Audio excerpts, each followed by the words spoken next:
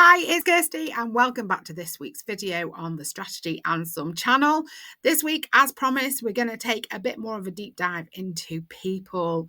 There is a famous saying, I can't quite recall who said it, but it is famous, and it says, relationships are the currency of all business. And I wholeheartedly believe that. I think people make the world go round, and it is our interaction with people and how we build our relationships with them that can be the make or break of things that we choose to do in life, etc., etc. So this week, I'm going to take you through an exercise that I would invite you to do yourselves. That I would invite you to put an hour, a couple of hours aside in your diary, make yourself a good brew, give yourself some peace and quiet, and actually go and do this exercise and map out exactly who is having an impact on your business, be them internal or external. So we're going to talk about stakeholders. So what is a stakeholder exactly? A stakeholder is a person with an interest or concern in something, and it's usually in business. Excuse me. So these are the people that will sit within your business or external to your business, but they have some level of influence or interest or impact on your business. And therefore, you need to be aware of them, aware of who they are, aware of how to communicate with them, how to deal with them, how to build relationships with them, who needs to look after them, how often to communicate with them, etc., etc. So before we dive into that, I do want to go through my 7 golden rules for looking at people. And this is observations that I've made from 20 years in industry, from my time as being a head of department and having a team and looking after a team. And also because I worked in supply chain, the majority of my stakeholders, well, actually, that's a lie, equal, I would have a bucket load of internal stakeholders because the job that I held was one that sat above the business in terms of looking at supply chain from end to end. So looking at the inception of an idea right through delivery to the customer. And I also had a team to manage. So we also had our internal sort of stakeholders and customers, and we had our external. So this is where this comes from. And obviously for a smaller business, it may not be on that scale, but it's still really important to do this exercise and for you to understand why you're doing it. But if you think of these 7 golden rules and carry them with you, and obviously you've got the video, so you can play it, you can press stop, you can write them down, you can do whatever you need to. I'm going to take you through my 7 golden rules for effective stakeholder management, stakeholder care, whatever you want to call it. It is about looking after the people within your business. So 7 golden rules then. Number 1. So in a business, you need to keep your eyes and ears open and essentially for everything. You've got a lot of people counting on you. You've got customers, employees, you've maybe got partners, you've maybe got investors, you've maybe got shareholders. And it is absolutely your job as the business owner to keep a track of their concerns, consider their interests when you're making decisions because it's going to have an impact on them. Because a business isn't a solo act, it's a team effort. Now, I know that some of you may say, but Kirsty, I don't have a team. When you've done this exercise, a team isn't just something that sits internally in your business. A team could be external. So once you get to the end of this exercise, you will understand why I say that. So what is it important to do? You need to make sure that you're fully aware of what everyone around you needs and feels, essentially. We want to be in a business where we take people's feelings into consideration, where we understand when we make decisions how it can impact people. Now, obviously, from a business lens, it's always got to be what's right for the business. But as an emotionally intelligent business owner, the better you understand them, the better you are going to be able to lead your business and make those decisions. So keep your eyes and ears open is rule number 1.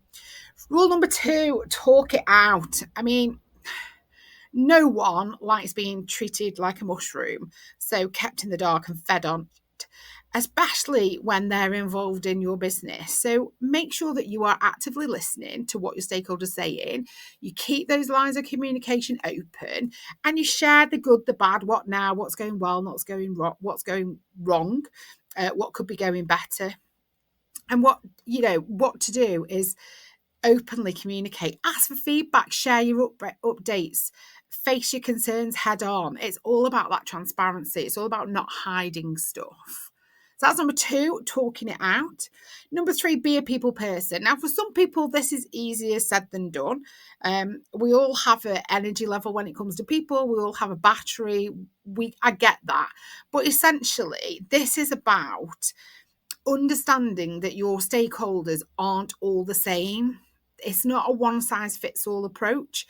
So you can't speak, communicate with, share detail, bring into the business, get them to buy, etc., with the same tactics, because everybody's different. So whether you're dealing with customers or suppliers, or whether you're dealing with, I don't know, HMRC or investors, you need to be really tuned in to their unique concerns and capabilities. And that is what is going to make you stand out from other business owners. So it's about tailoring your approach. It's having that empathy, that flexibility to suit the group that you're working with, or to communicate to the stakeholders that you need to, but whilst retaining a level of, I'm hearing you, I'm taking on board what you're saying, and I'm going to use that to make the right decision. So that is be a people person and don't treat everybody in the same way. Number 4, so you can't even see my hand on there. Number 4, striking a balance. So we are all in this together when we're in a business, and everyone deserves to have their slice of the pie. So whatever that means in terms of having their voice heard, what does reward and recognition look like? Are there certain responsibilities within that stakeholder's role? So it's about looking out for your people ecosystem as a whole and working out that, or ensuring that everybody benefits in a fair way, because no one likes to feel shortchanged. I'm very much a win-win person, and that goes for my internal stakeholders and my external stakeholders, because when we win together, we grow together. It's as simple as that. So this is about ensuring you've got a balance of the risk and reward. Things are fair. People feel that their opinions and thoughts are being taken into consideration. Internally, it's things like having recognizing contributions. It's about having a consistency of recognition. It's about making sure that everybody's part in the success of your business is recognized and rewarded in some way, and that's fair across the board. And it's also things like, for example, if it's your suppliers who are providing something that enables you to give a great service, it's about remembering them and doing that thank you to them, and bringing them into the conversation of success, because we are all in it together, which leads me perfectly on to number 5. You are in it together. So for me, this rule is about when things go wrong more than anything. It's really, really easy to just point fingers, but we don't want to do that. There's power in numbers. So if we join forces and we share solutions, etc., there could be a way better outcome. So this is about working with all of those stakeholders internally and externally to make sure that any risks or harm caused by your business, essentially, or the product or service, can be minimized. And the same vice versa. If you've got a supplier who isn't performing, isn't delivering, you need to be able to go and have those tough conversations and not avoid them, and handle them properly. So this for me is the real art of stakeholder engagement. It's about building alliances, internally and externally, with your customers, with your clients, with your stakeholders, your shareholders, your investors, your legislatory people, your communities, for example, which I think people do miss. Like, you are a business operating within a community, whether that be online or bricks and mortar. And it's building those alliances so that if things do go wrong or something happens, you're then in a cooperation more than being in isolation. So you're not going to be, left out in the cold. You're going to have relationships that stand the test of, it's great, everything's lovely, we're all friends, we're all smiling, everybody's get what they need. Actually, we've hit a real boulder in the road, and we now need to use that relationship to work around that and come out the other side. And that to me is the real the crux of having good stakeholder engagement in place. So you are all in it together. Number 6, don't cross the line.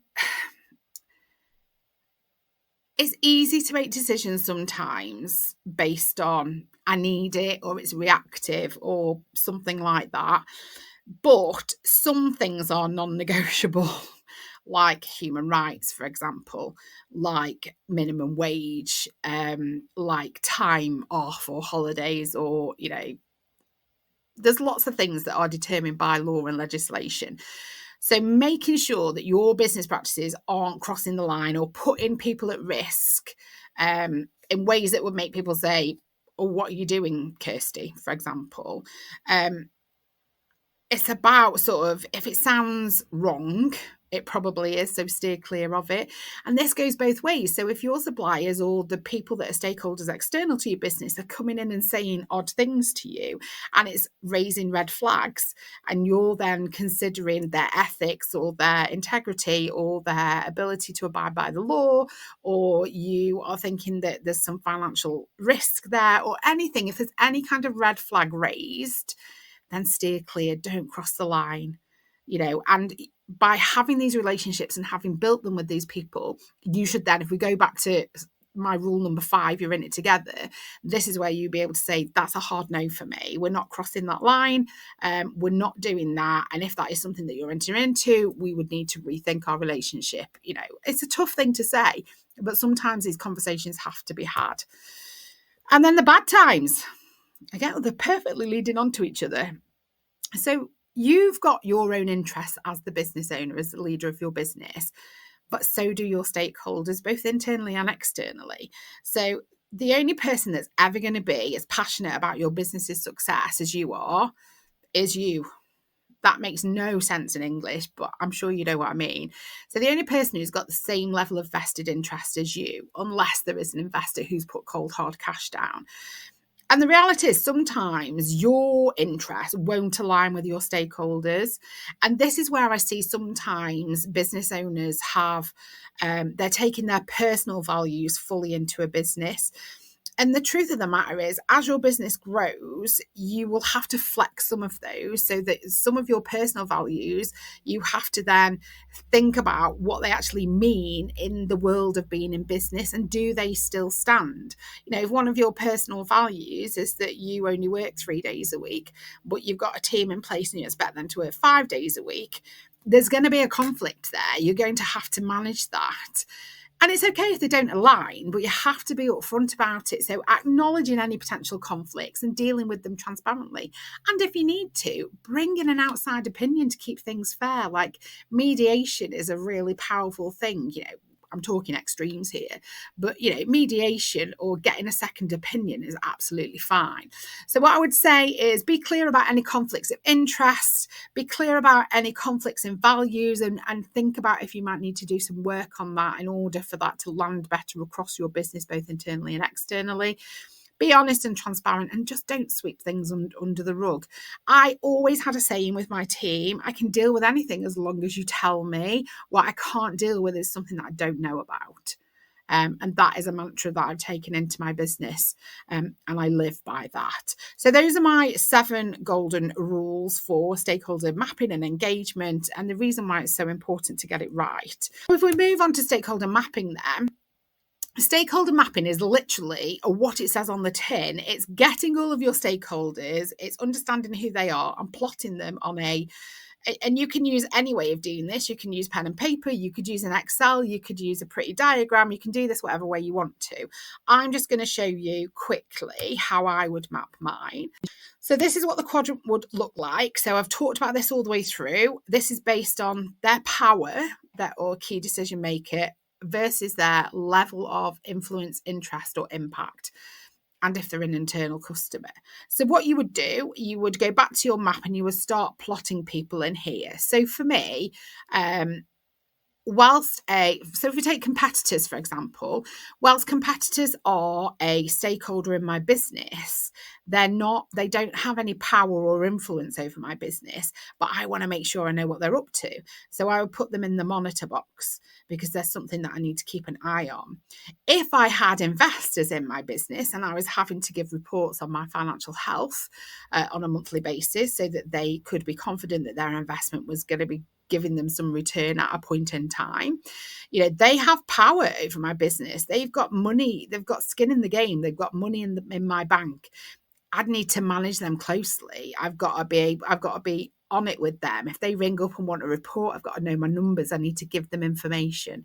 So the trick, it's not a trick at all. It's all based on data.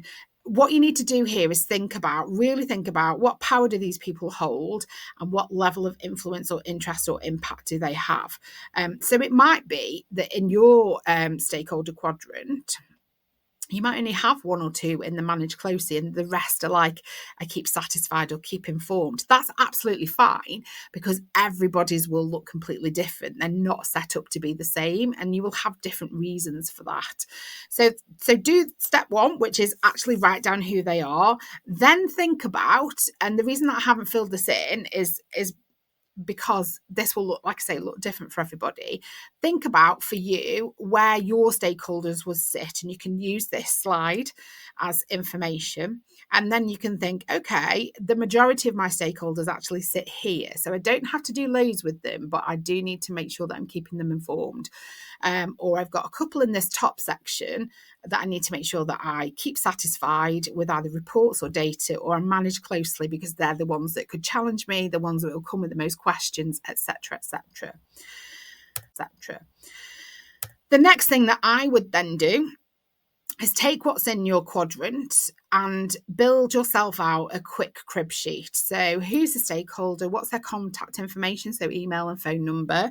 What specifically are the areas of your business that they're interested in or have influence or impact over?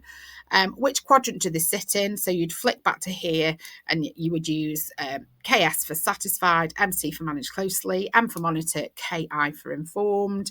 Because what we're trying to do here is just say, okay, now we've done this, but this is something that you can use with your wider team, because don't forget, it's not necessarily you, if you have a team, that will be handling everybody. But this is something that could sit in a SOP to say, these are our critical stakeholders. This is how you get hold of them. These are the things that they have an interest and impact or an influence over. This is where they sit within our business. This is who's responsible for them internally. So this, would probably grow as you grow and get more internal teams in. But again, even as a solo business owner, you should still be knowing this stuff. And then finally, what is your comms plan for these people? So this is a generic slide, and this is something for you to think about, because again, it depends on what you do, what your product is, what your market is, what your niche is, what your sector is, what your clients, who your clients are, who your competitors are, what regulatory stuff, what environmental, what legal obligations you've got. It will look completely different. But what I would do, again, this is to help as you grow. So people who come into your business, these are the types of information that you're going to be sharing with them. So your comms plan, again, it links back to, so keep satisfied. So you've got two columns there. So if they're an internal stakeholder and they're in the keep satisfied, how am I going to communicate with them and how often? And then the same for the external. And then it goes through keep satisfied, manage closely, monitor, and keep informed. And then you can determine, is it a quick email? Is it a monthly 10-minute check-in? Is it a data report? What does it actually look like? How much do they need to know? And there you have done your first level of stakeholder mapping. You have now looked at your business, looked at who's in your business, looked at what level of power and influence they have over your business. You have determined who's going to be responsible for them in your business, and you have a plan for how you're going to communicate with them. So that is just one stage of looking after the people in your business. That's it for this week. Join me next week when we will be looking at the kind of other things I've alluded to. So we might do a bit of a pestle analysis, because this will build on from this. I don't know. We'll keep it fluid. I might think of something completely different by next week. But for this week, it's about people, it's about stakeholder mapping. If you've got any comments or questions, all of my contact information is in the channel information. You can just hit me, you can hit in there, send me a comment, or you can send me a DM, you can send me a message. There are a million ways to contact me. For now, thanks for watching. If you like what you're seeing, do hit the like and subscribe, and I will see you next time.